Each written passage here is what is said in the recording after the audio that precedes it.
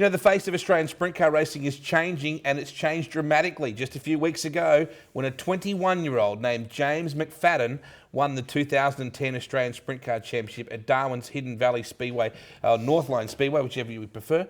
A tremendous result, and the new Australian Sprint Car Champion, James McFadden, joins us on the line now. James, congratulations, mate, and welcome to Thursday Thunder.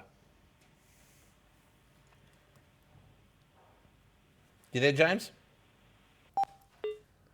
We'll come back to him in just a moment. Let's talk about him while we get him back online.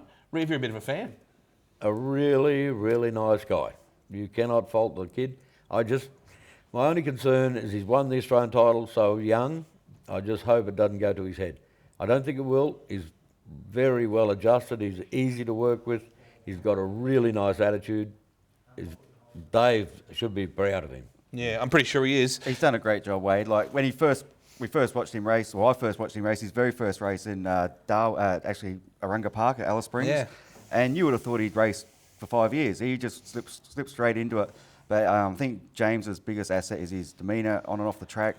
When they hold a skeleton of a sprint car racing, it's called sprint car racing for a reason because it's all happening in a hurry. And he just keeps he's so level-headed. And I've had some terrific battles with him before I got injured this year on the World Series and just right around the country. And he's a real clean, fast, and he's a top-notch competitor. I think James is there now. James, you there, mate? Yeah, sure am. Congratulations on the Australian Championship win, mate. You must be stoked. Yeah, it's pretty surreal, really. It's been, as every driver that races sprint cars, it's a dream to win the title, and to do it so early is pretty amazing, really. Probably only one thing, mate, that's a disappointment for the weekend was that your mum went home the night before you won the title. She's been there at a lot of your big events, but she missed you winning the title. That's a bit of a downer. Yeah, I've actually said to her she's not allowed to come to the races anymore. That's not fair. Yeah, it was pretty bad, but I guess that's sprint car racing. You never know what's going to happen, and it's just a pity that happened. Has it sunk in yet? Oh, not really. I don't think it will until we have the number one on the car and have our first race, I guess. But it's just I don't think it's really going to sink in. It's pretty cool. The race itself, you had Kerry Madsen and Ryan Farrell in front of you. You weren't too far behind the incident where Ryan attempted the slide job on Kerry. The two made contact and crashed out. Could you even believe what you were seeing? No, those two guys are pretty on their heart sleeve races, and it's just one of those things. I guess it was pretty unfortunate for those guys, but I guess it was good for me. And when Ryan got sent back, I was like, oh no.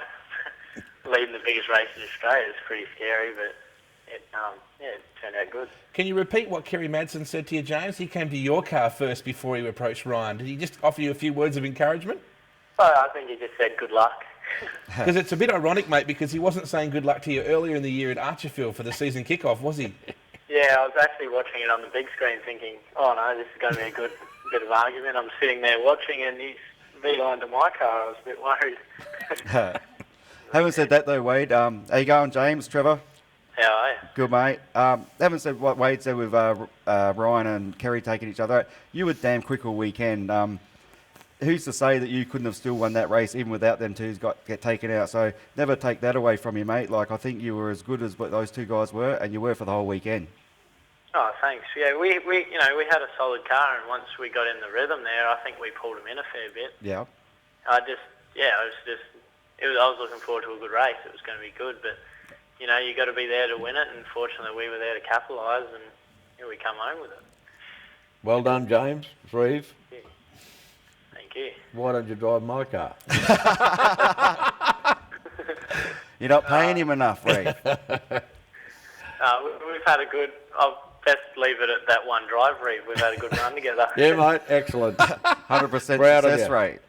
You did a fabulous job. There's a moral dilemma involved here, James. You've come to the sport this year with a tremendous-looking hauler, with a dirty big number 25 on the side of the hauler, and it's very NASCAR-esque. It really has set a new benchmark in hauler presentation.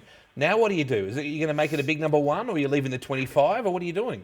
Yeah, Scott said it's probably easier to buy a new trailer than re-stick it.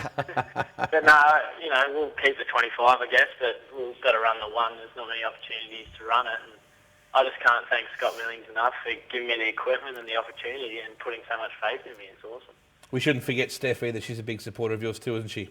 Yeah, she is, and she really is the one that supports you there. You know, even when I have a bad night, she's there. Oh, well, look how long you've been racing. It's all good. Like, she's always there, you know, supporting. It's awesome. You're very lucky too, James, in that you get to do this with your dad. With your dad, Dave McFadden, who, of course, came to World Series originally as the crew chief for Danny Reedy. That can be good and bad, though. Well, how do you see it, James? Well, if you would have asked me that 4 years ago, being on the road with Dad, it wasn't the best thing. But now, you know, we've both grown up, me being away from home and him, I guess, not being as aggro. So Dad's grown up. Yeah, mate. Yeah, it's worked out well, you know. We both have a lot of respect for each other now, and, you know, I have my separate life and he has his, so it's good we're not the father and son like we used to be, you know. It's more two grown-ups at the track and still with that relationship.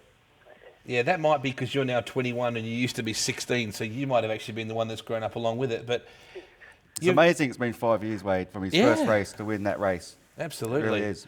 And look, you also did very well at the Warrnambool Classic too, James. You kind of flew under the radar a bit there. A lot of people don't realise you've been top 5 at almost every major show this year. Yeah, outside of World Series, we really haven't had a bad run. It's just been putting the consistency together, I guess, is the hard part for me. So hopefully we can work on it this year and be up there and give that Titan car a bit of rustle up and give Brady a bit of rustle up and we'll be there, you know, top 3. That's our plan. Mate, just to wrap things up, Trevor. Yeah, well, I was going to add that I don't think there was one person that wasn't happy to see James McFadden win the Australian title. I think it was a great breath of fresh air. Not just James, but Belly, who's been dogged competitor for quite a long time. Jamie Maiolo. Jamie Maiolo is just a solid competitor and a top bloke to boot. And Matt Eagle, he ran top 3, top 4 both nights. So I think the sport's in great hands. I think, from my point of view, I would have preferred to have won. Don't get me wrong, but it was great to see different people and the new people that's going to take our sport forward, because the older guys aren't going to race forever. And I think it's great that James got up. I agree, mate. James, we'll let you get back to work. You're working with Kenny Mack with the KRE engine side of things. Get back to work, make that big number 1 on the tail tank, and good luck beating the Titan car this year. Thanks for having me on the show. It's good. Thank you. Good job, mate. See you, Congratulations. Thanks. Good Well boy, done. isn't he? Good lad, good lad. Stuck it right back up you. Yeah, but wait till I get hold of George Jetson. That's his old man. He dead set looks like George Jetson. You want to see him on James's Facebook? There's a photo of him at James's 21st. He looks like he's been completely caught in the headlights. Reeve, thank you very much for dropping by. It's been awesome having you on the show. We're really excited about you back in the sport, because I was concerned for some time, Trev, that we'd lost Reeve from the game.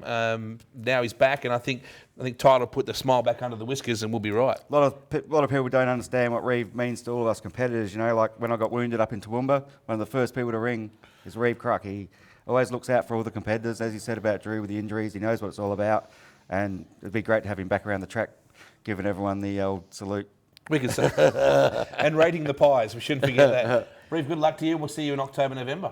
Good as gold. Thank you Reeve very Cruck, much. the main man from Titan Racing, who's back in a big way in Australian sprint car racing. That's exciting. We'll take a break. When we come back, we're going to be talking super sedans with a very cool, legendary peddler from South Australia, Chris Blunden.